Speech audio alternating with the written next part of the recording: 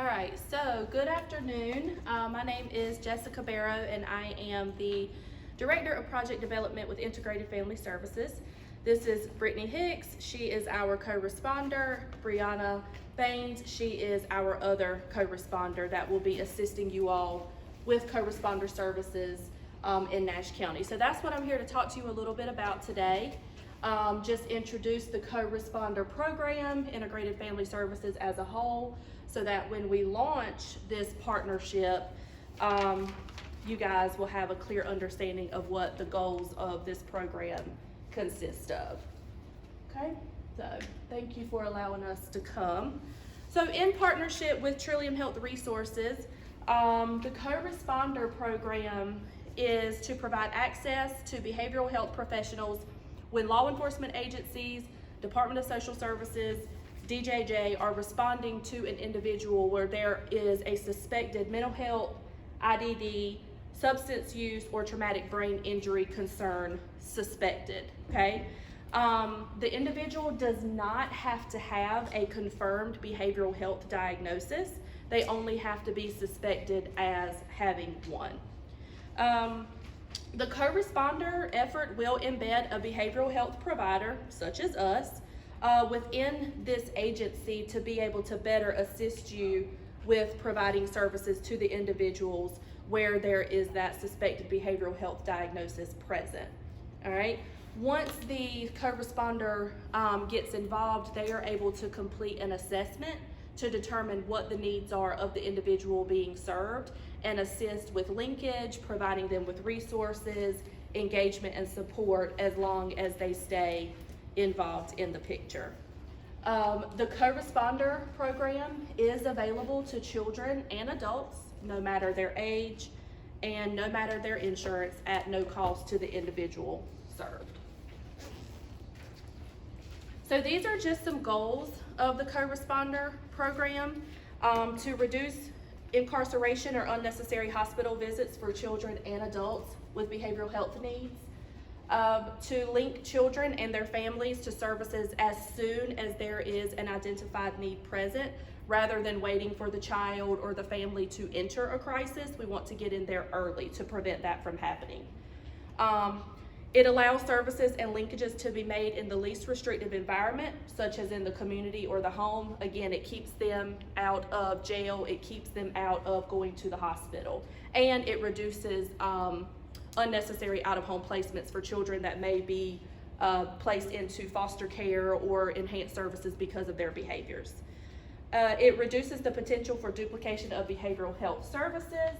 But most importantly for you all, it allows you to return to your regular scheduled work activities, so you don't have to remain on scene with an individual who is struggling with behavioral health. Instead, us, a behavioral health professional, can get involved and kind of take over from there.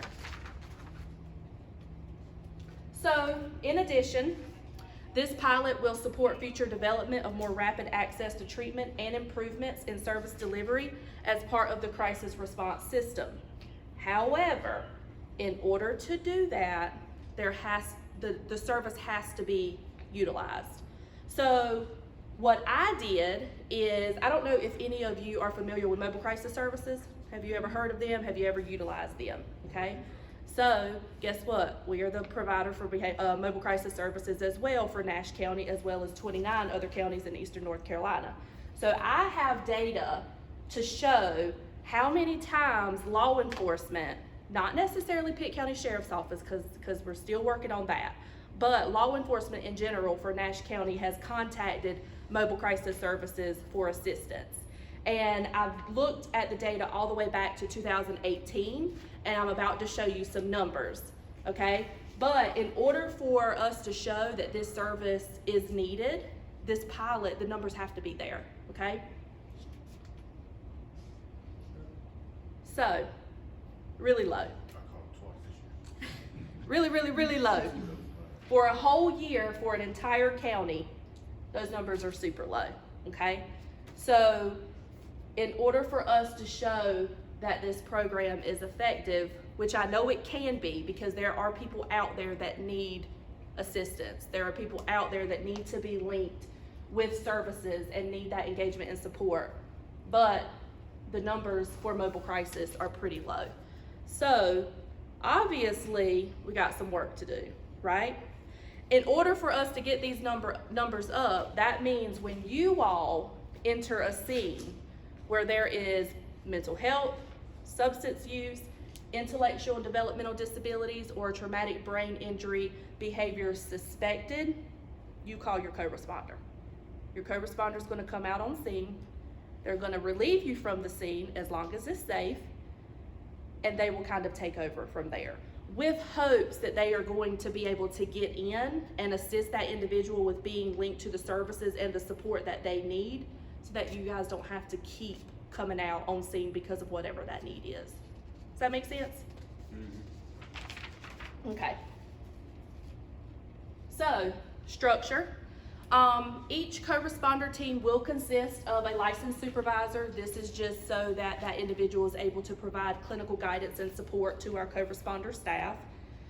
Depending on the size of the team, there will be about 2 to 4 co-responders.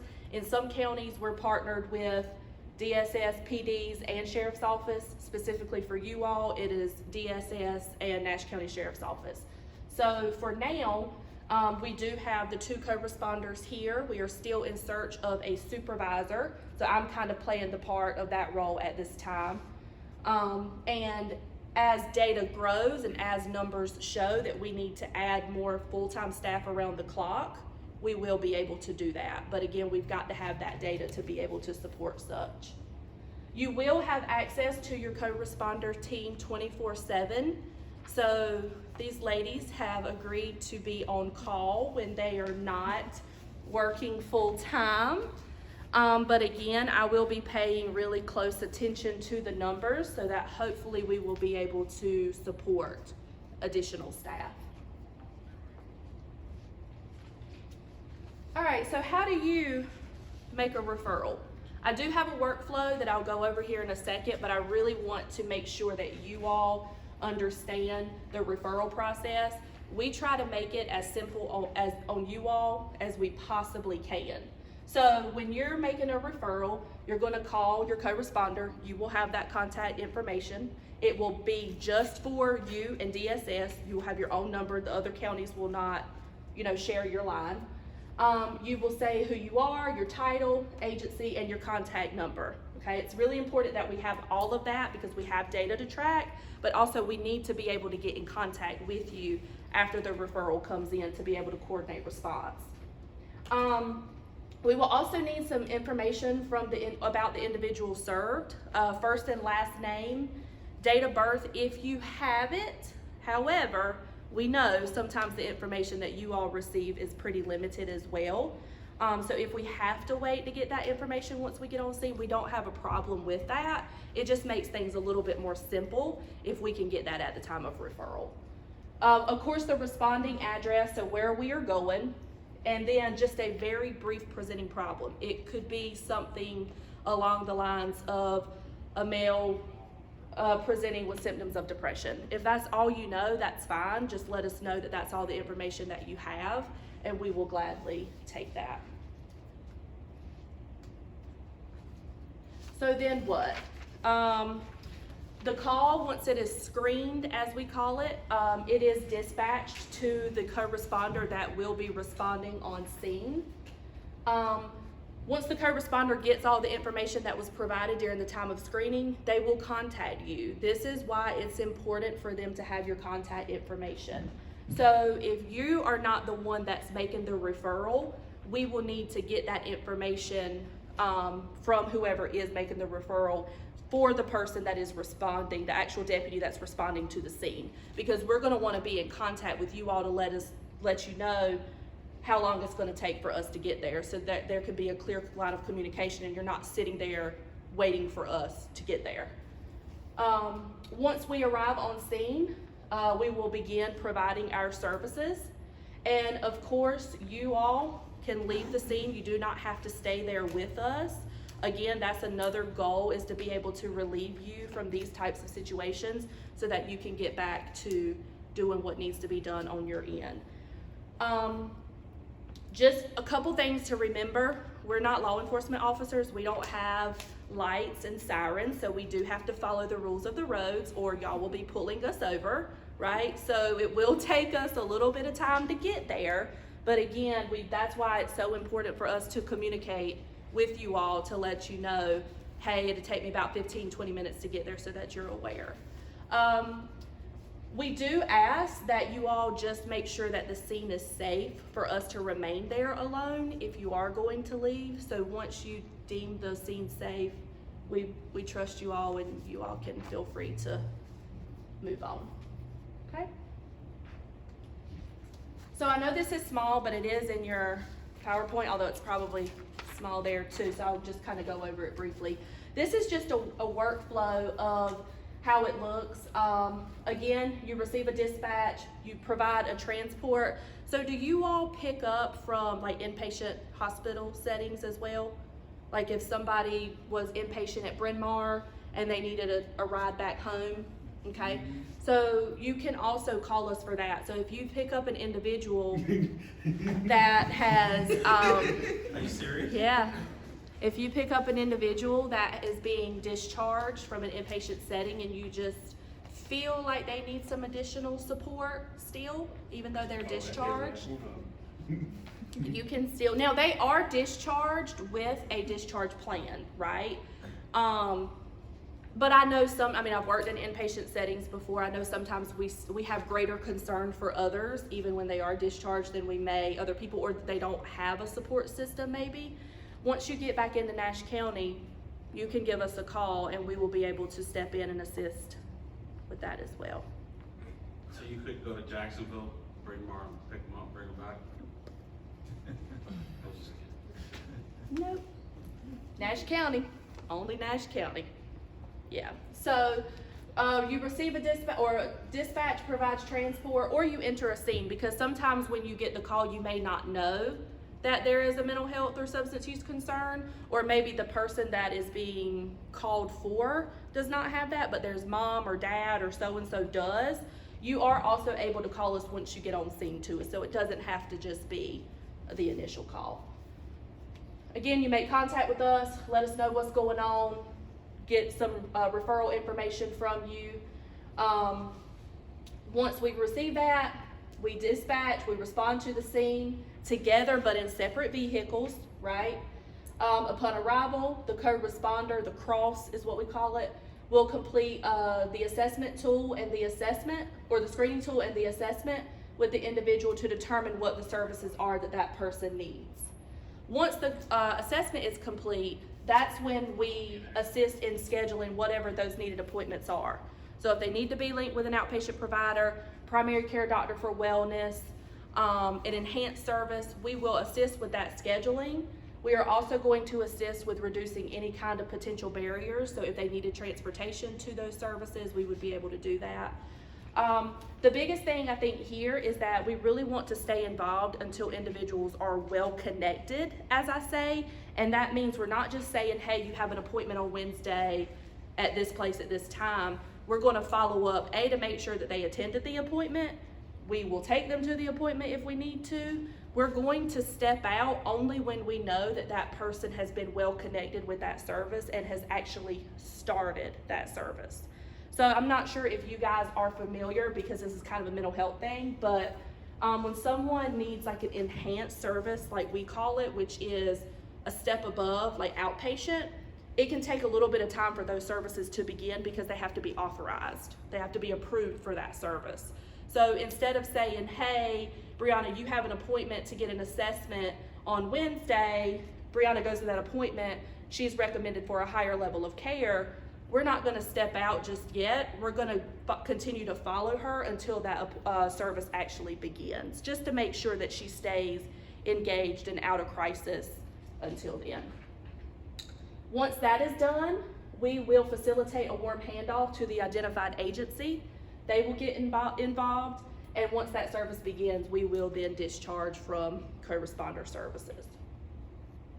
And at that point, the referred agency is, of course, responsible for their ongoing care. So these are just a couple things. I wanted to give you like some ideas of what you could possibly call for. It can be, you know, as simple as a mom who needs some help with her son who is acting out, has some oppositional defiant behaviors. It can be as serious as someone who is reporting suicidal thoughts with or without a plan, right? So as long as that mental health, substance use, intellectual developmental disability, or traumatic brain injury is suspected, you can call us for those types of situations.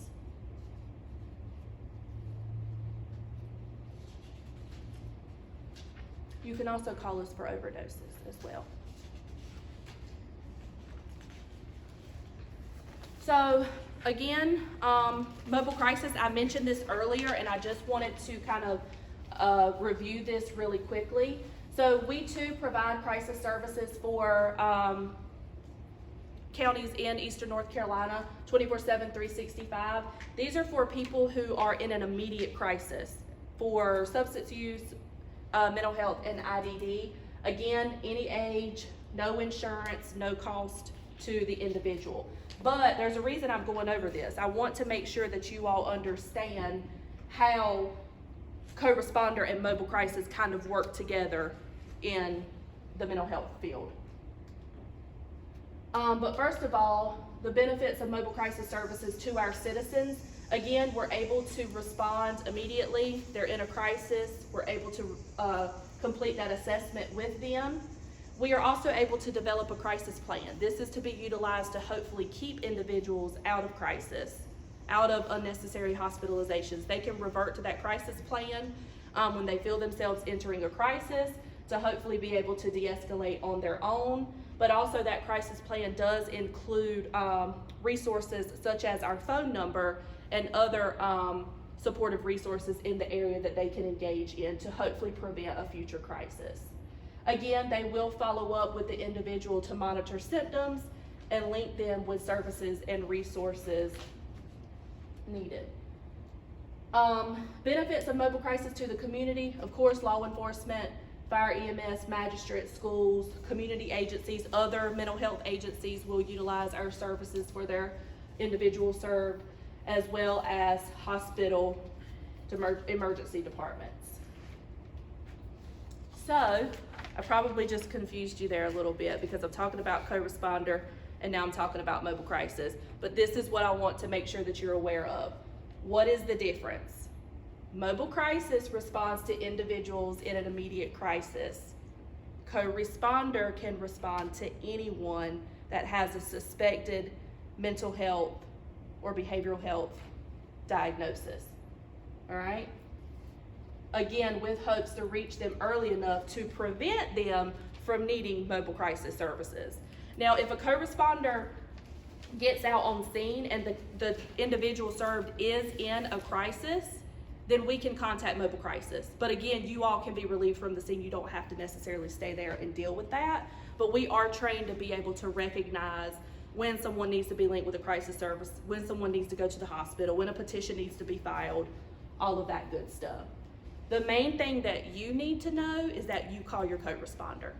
You call your co-responder and your co-responder handles it from there.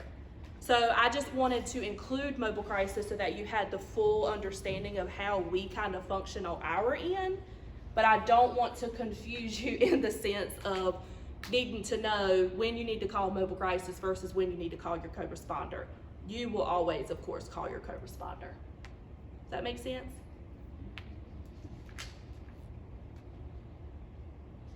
Mobile crisis hotline, make sure you have some of those cards. Crisis chat, just really quickly, crisis chat is an online emotional support service that individuals, again, can use. It is free of charge. They don't have to, enter their insurance information. In the Trillium catchment areas that we cover, they have access to this service 24/7. We too provide this service. We have chat specialists that are on the other end of the computer when people log in and want to chat about emotionally stressful things in their life. Instead of picking up the phone and calling somebody, they're able to do so. So again, mobile crisis and crisis chat is available for you all to use. In addition, you never know when you're going to come in contact with someone that has a family member that might need support. So it's always good to have a mobile crisis card on you, because they may not need help themselves. So you're not necessarily calling us to make that referral, but you may say, here's a mobile crisis card. You may need help with this family member that you're telling me about in the future. These are the people that would be able to help you. Instead of them calling y'all, right? They would call the behavioral health professional. Because for co-responder services, the referral has to come from either Department of Social Services or Nash County Sheriff's Office or the detention center. But that's a different training, okay? So just individuals in the community, they're not able to make direct referrals. They have to come from you for co-responder. But again, you never know when you're gonna come in contact with someone who may need mobile crisis services for their family member one day. So it's just always nice to know what mobile crisis is and be able to have that information. And I'm not gonna put your number up here because it's just for you all, but I will make sure that you have it. Okay? Questions? What's the number? Yeah. I got it. I have it. It's a cell phone. Okay. Yeah. If you guys wanna ask some questions now, things that you may have come through, I would go ahead and try to get it while it's recording, so that way the next group, they have questions, they'll say, oh, it's already been answered, so. I think the first question is, you guys will have your own vehicle to respond to those scenes during work hours or after work hours as well, right? Yes. And that was one of the questions that I know somebody had asked, how are they gonna get out there? Because people were thinking you were gonna ride with us, you were gonna be in a vehicle with someone, so I just wanna make sure that was clarified. Yeah, no, we will be in, like, physically here with you all during, work hours, other than when we're out in the community. But when they get called to the scene, they will respond in a separate vehicle. And you're okay with us parking here, right? Yes. Okay. Yeah. Any other questions I can think of? After hours, y'all are local to Nash County? Yes. It's cars at the house, get in the car and go, or you want to come here to the office, pick up one?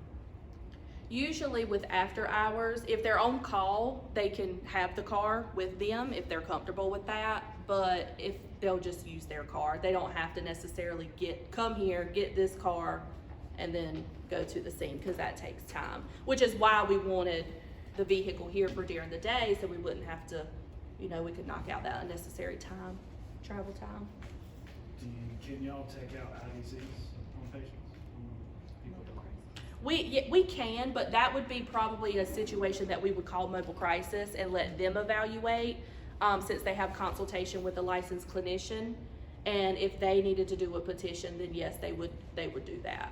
And then they would call us back out and pick up the patient. Once the petition was filed by, the magistrate's office. Very rarely do you have someone that needs language translation. Do you guys have access to somebody for that? We do. We have an IVR system where we're able to utilize that 24/7. Anything else?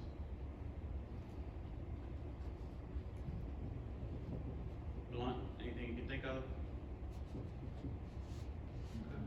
So realistically, 30 minutes response time? I mean, I'm guessing. I would say probably, our average response time for mobile crisis, and this is kind of similar in the sense of that, is about 45 minutes. Depending on the county that we serve, of course, and where our staff is located at that time.